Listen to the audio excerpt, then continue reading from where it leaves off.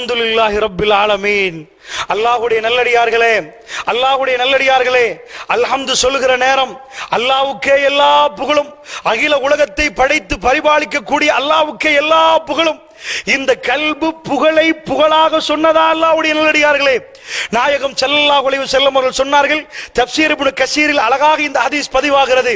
ஒருவர் அல்ஹம்து என்று சூரத்துல் ஃபாத்தியாவை தொழுகையில் ஓதுகிற நேரம், அல்ஹம்து என்று சொல்லுகிற நேரம், அல்லாஹ் ரப்புல் ஆலமீனை புகழுகிற நேரம், பக்கத்துள்ள மலக்குமார்களிடம் சொல்லுவானாம், அல்லாஹ் என் அடியான் என்னை புகழ வேண்டிய விதத்தில் புகழ்ந்து விட்டான் என்று அல்லாஹ் சந்தோஷப்படுவானாம். அல்லாஹ்வுடைய நல்லடியார்களே, புகழ வேண்டிய விதத்தில் புகழ்வது என்பது வாயாலா கல்பாலா? சிந்தித்து பாருங்கள். அல்ஹம்து என்று சொல்லுகிற நேரம் நமக்கு என்ன ஞாபகம் எல்லாம் வந்தது?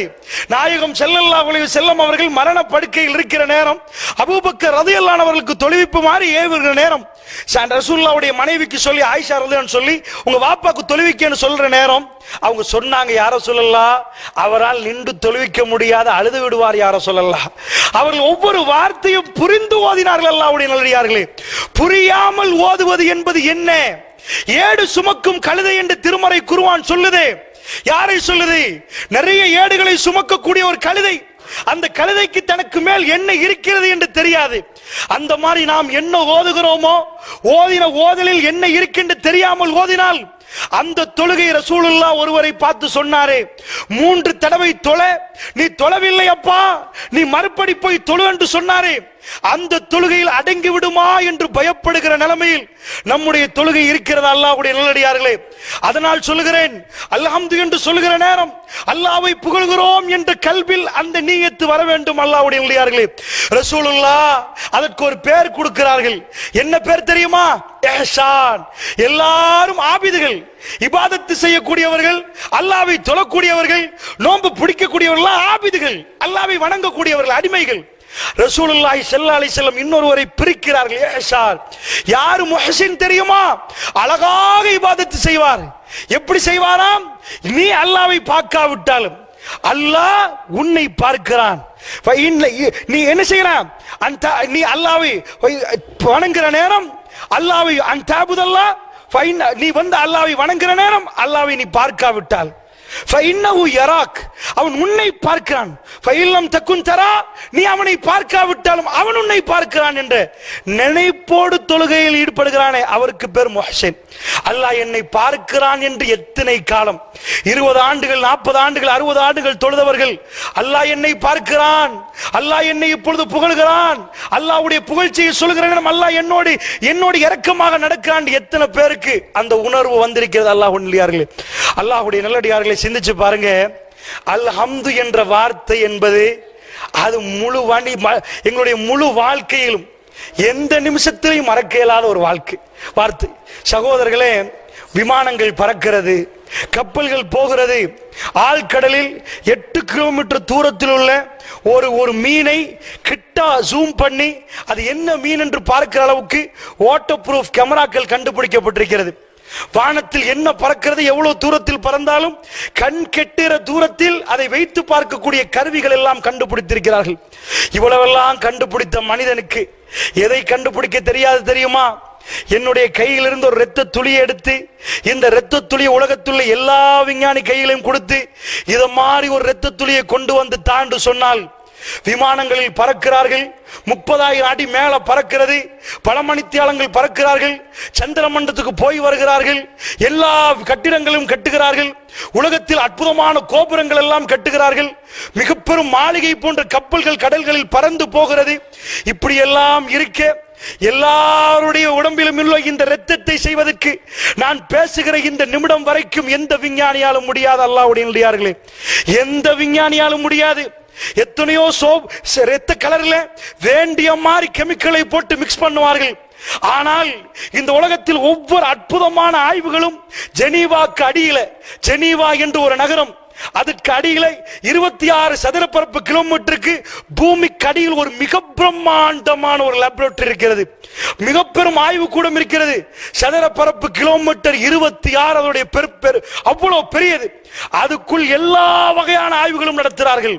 உலகத்தில் மேற்பரப்பில் செய்தால் பயங்கரமாக உலகத்துக்கு எதெல்லாம் கேடு விளைவிக்குமோ அந்த ஆய்வுகள் எல்லாம் ஜெனீவாவுக்கு அடியில் இருந்து கொண்டு விஞ்ஞானிகள் செய்கிறார்கள்.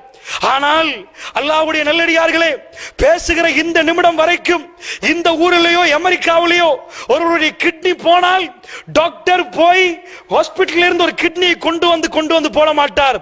யாராவது ஒரு மனிதரிடம் கிட்னி கொடுப்பாராக இருந்தால் அந்த கிட்னியை கலட்டி வாப்பா, நான் உனக்கு பூட்டி தருகிறேன் டாக்டர் சொல்லுவார். ரத்தம் போதாதா, ரத்தம் போய்விட்டதா, இதற்கு பக்கத்தில் எல்லாருக்கும் அல்ல ரத்தத்தை கூட வைத்திருக்கிறான். கொடுத்து பிளட் பேங்க், ரத்த வங்கிகளை, குருதி வங்கிகளை சேர்த்து வைத்திருப்பார்கள்.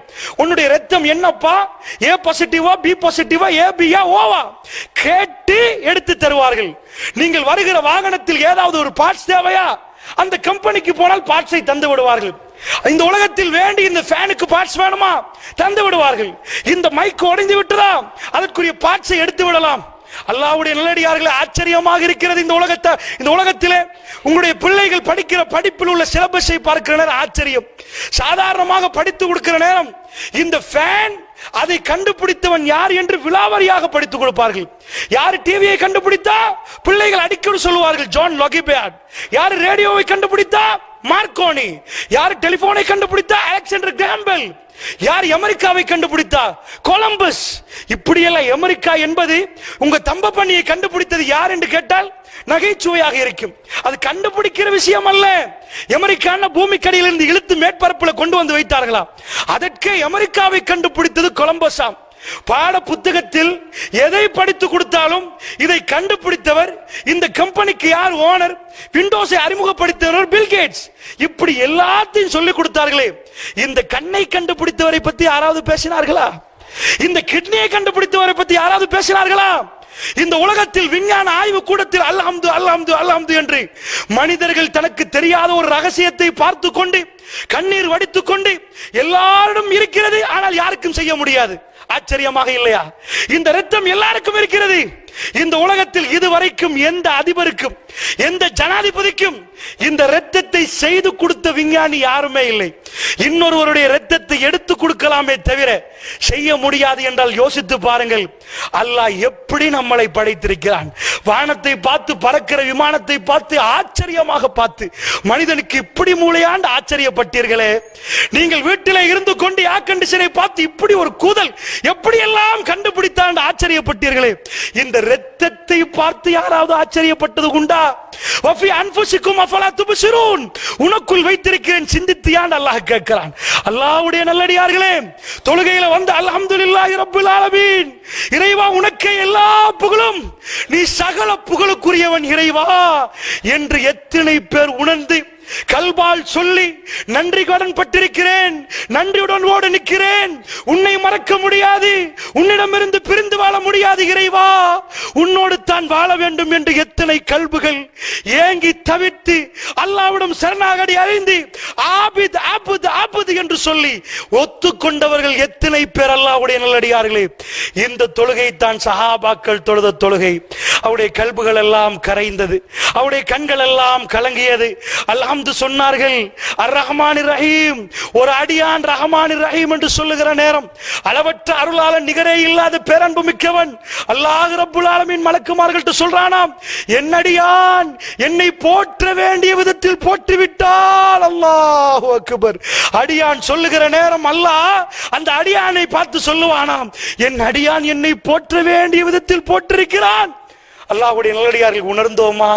இறைவன் சந்தோஷப்படுகிறான், என் ரஹ்மான் சந்தோஷப்படுகிறான். நிதானமாக தொழ வேண்டும் அல்லாஹ்வுடைய நல்லடியார்களே. நிதானம் தவறக்கூடாது தொழுகையிலே. ஷைத்தான் அடிக்கொரு முறை தொழுகையில் திருடரை பற்றி ரசூலுல்லாஹ் சொன்னார்கள். தொழுகை கொத்துவது போன்று, கோழி கொத்துவதை போன்று தொழுகையில் திருடுவன் விழுந்து எழும்புவான் என்றார்கள். சுப்ஹானல்லாஹ். இன்றைக்கு எத்தனை பேருக்கு என்ன தொழுவது என்று தெரியாமல் தொழுகிறார்கள். சகோதரர்களை, தொழாதவர்களுக்கு தனியான தண்டனை அல்லாஹ் அறிவித்திருக்கிறான் திருமறை குர்ஆனில். அதை பற்றி நான் பேச வேண்டிய தேவையில்லை. ஆனால் தொழுபவர்களுக்கு இந்த தண்டனை உண்டு. அல்லாஹ்வுடைய நல்லடியார்களே, தொழுது கொண்டு மறந்திருப்பார்கள், தொழுது முழுவதையும் மறந்து விடுவார்கள். அவர்களுக்கு தான் அந்த தண்டனை. இப்படியே மாலிக் யௌமித்தீன், நியாய தீர்ப்பு நாளில் அதிபதி என்று சொல்லுகிற நேரம் அல்லாஹ்வுடைய நல்லடியார்களே அந்த மறுமை நாள் ஞாபகம் வர வேண்டும். இய்யாக நஅபுது வ இய்யாக நஸ்தஈன். இப்பொழுது போய் இன்றைக்கு நேரம் கிடைத்தால் சிந்தித்து பாருங்கள் இந்த ஒரே ஒரு வார்த்தை, இய்யாக நஅபுது, உன்னை வணங்குகிறேன், வ இய்யாக நஸ்தஈன், உன்னிடமே உதவி தேடுகிறேன். அல்லாஹ்வுடைய நல்லடியார்களே, உங்கள் குழந்தை துடிக்க துடிக்க அழுது கொண்டிருக்கிற நேரம், ஆஸ்பத்திரிக்கு கொண்டு போகிற நேரம், இறைவா அல்லாஹ்வே என் பிள்ளையை பாதுகாத்து விடு, என் பிள்ளையுடைய நோயை இல்லாமல் ஆக்கிறேன் என்று கையேந்தினீர்களே, அல்லாஹ்வை விட்டு பிரிந்து உங்களால் வாழ முடியுமா? உங்கள் மனைவி ஆஸ்பத்திரியை கொண்டு போய் டாக்டர் கிட்னி ஃபெயிலியர் என்று அழுகிற நேரம், சொல்லுகிற நேரம், தேம்பி தேம்பி அழுதி போய் உலகத்தில் எங்கேயாவது கிட்னி கிடைக்குமாண்டு தேடக்கூடிய கணவர்மார்கள் இருந்தால் சிந்தித்து பாருங்கள், எப்படி அல்லாஹ்வுடைய உதவியை நீங்கள் தேடி இருப்பீர்கள் என்று. அல்லாஹ்வுடைய உதவியோடு தான் காலையில் போய் யா அல்லாஹ் வியாபாரத்தை எங்களுக்கு அலாலாக பரக்கத்தாக செய்து தந்துவிடு யா அல்லாஹ் என்று கேட்டீர்கள். நனையாபுரத்திலிருந்து அல்லாஹ் வாடிக்கையாளர்களை உங்கள் பக்கத்திலே திருப்பி அனுப்பினான், உங்கள் பக்கத்திலே அனுப்பி வைத்தான். அல்லாஹ்வை விட்டும் பிரியவே முடியாது. ஒப்புக்கொள்கிறோம், இய்யாக நஅபுது, உன்னை வணங்குகிறோம் இறைவா, வ இய்யாக நஸ்தஈன், உன்னிடம் உதவி தேடுகிறோம். உன் உதவி இல்லாமல் ஒரு எட்டை கூட எடுத்து வைக்க முடியாது இறைவா. புரிந்து சொன்னோமா அல்லாஹ்வுடைய நல்லடியார்களே? அல்லாஹ்வுடைய நல்லடியார்களே, இப்படியே சூரத்துல் ஃபாத்திஹாவை புரிந்து ஓதாமல் எத்தனை சகோதரர்கள் தொழுதிருப்பீர்கள். இந்த தொழுகை நிச்சயமாக கல்புக்கு அமைதி தராது. ஒரு தடவை புரிந்து தொழுது பாருங்கள். பாறாங்கல்லோடு வந்து அல்லாஹ்வுடைய மஸ்ஜிதிலே வந்து நீங்கள் தக்பீரை கட்டி வீட்டுக்கு போகிற நேரம் பெரும் பாறாங்கல்லை இறக்கி வைத்த மாதிரி இருக்கும். இன்றைக்கு தொழுவது என்பது பாறாங்கல்லை தலையில் தூக்கி வைப்பது போன்று தொழ வேண்டுமே, அந்த அளவுக்கு மாறிவிட்டார்கள் அல்லாஹ்வுடைய நல்லடியார்களே. சஹாபாக்கள் வேகமாக வருவார்கள், யார சொல்லலாம், தொழுகை நேரம், தொழுகை நேரம் அல்லாஹ்வோடு பேச வேண்டும் யார சொல்லலாம், அடுத்தது அல்லாஹ்வோடு பேசுவது எப்ப யார சொல்லலாம், நாளைக்கு சுபகுகளே அல்லாஹ்வோடு பேச வேண்டும் யா அல்லாஹ், நான் அல்லாஹ்வோடு பேச வேண்டும் எனக்கு ஆசை, ஓடி வந்து விடுவார்கள். சுப்ஹானல்லாஹ். அதனால் அல்லாஹ்வுடைய நல்லடியார்களே, இந்த விஷயங்களை ஆழமாக புரிந்து நம்பி நம்முடைய வாழ்க்கையிலே நாம் நடைமுறைப்படுத்த வேண்டும். வல்லனாய் நம் அனைவருக்கு அருள்